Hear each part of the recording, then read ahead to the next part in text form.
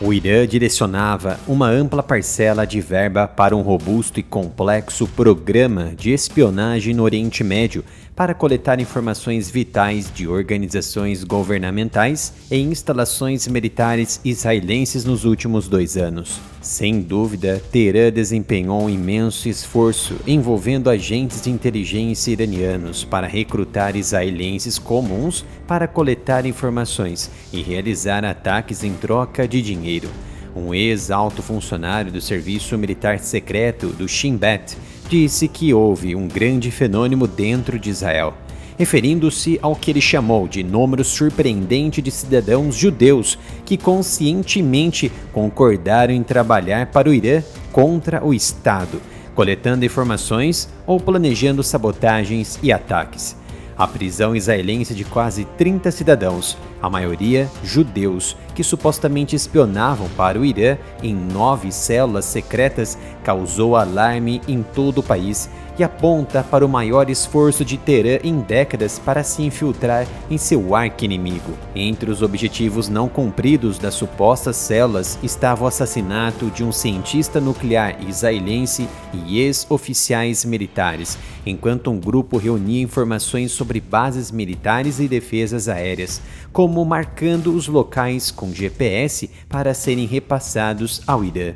Na semana passada, a agência e a polícia de Israel disseram que uma equipe de pai e filho havia passado detalhes dos movimentos da força israelense, incluindo nas colinas de Golã, onde viviam. Em uma declaração enviada à mídia após a onda de prisões, a missão iraniana da ONU não confirmou nem negou a tentativa de recrutar israelenses e disse que, de um ponto de vista lógico, quaisquer esforços desse tipo por parte dos serviços de inteligência iranianos se concentrariam em indivíduos não iranianos e não muçulmanos para diminuir as suspeitas. Pelo menos 2 suspeitos eram da comunidade ultra-ortodoxa de Israel, de acordo com algumas autoridades da polícia e do Shin Bet. Diferentemente das operações de espionagem iranianas em décadas anteriores, que recrutaram um empresário de alto nível e um ex-ministro israelense, os novos supostos espiões eram, em grande parte, pessoas à margem da sociedade israelense, incluindo imigrantes recentes, um desertor do exército e um criminoso sexual condenado. Grande parte de suas atividades se limitou a pichar muros com frases anti-Netanyahu ou antigovernamentais e ainda danificar carros, segundo o próprio Shin Bet. Ou seja, trata-se de atividades de instabilidade social e política em Israel. Essas atividades, a princípio, se assemelham às práticas pela Rússia e China em outros países que passam por alguma crise política. Para se ter uma ideia, na última cúpula do G20 no Brasil, as agências de espionagem chinesa movimentaram seus indivíduos presentes no país para hastear bandeiras, cartazes e gritos de ordem em favor da China, em favor de Xi Jinping. Muitos comerciantes e grandes empresários chineses no Brasil mantêm estreita relação com o Partido Comunista Chinês, desempenhando um papel econômico importante que garante acesso a produtos quase limitados a preços abaixo do próprio mercado chinês, com vistas ao enriquecimento para o monopólio regional, inclusive comprando produtos, imóveis e terras aqui no Brasil com dinheiro vivo. Em relação à rede de espiões iranianos dentro de Israel, a escala das prisões e do envolvimento de tantos judeus israelenses, além de cidadãos árabes, causou preocupação em Israel, em um momento em que o país continua em guerra com o Hamas, apoiado pelo Irã, em Gaza, e um acordo de cessar-fogo com o Hezbollah, que continua muito frágil. Apoie o meu trabalho comprando as minhas camisetas e acessórios oficiais da loja do canal.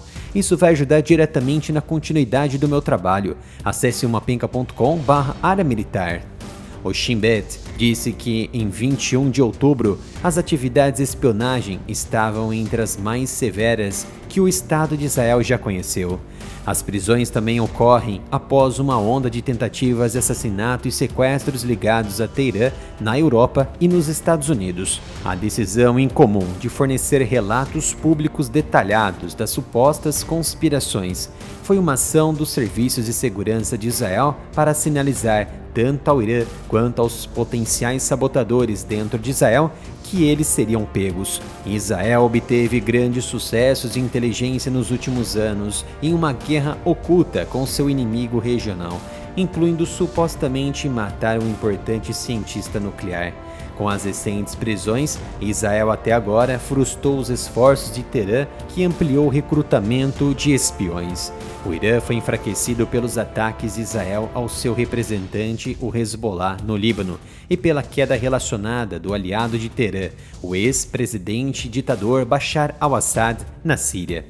Mas como o Irã recruta seus agentes dentro de Israel, as agências de inteligência iranianas frequentemente encontram recrutas em potencial através de plataformas de mídia social, inclusive várias infiltrações ainda estão em andamento.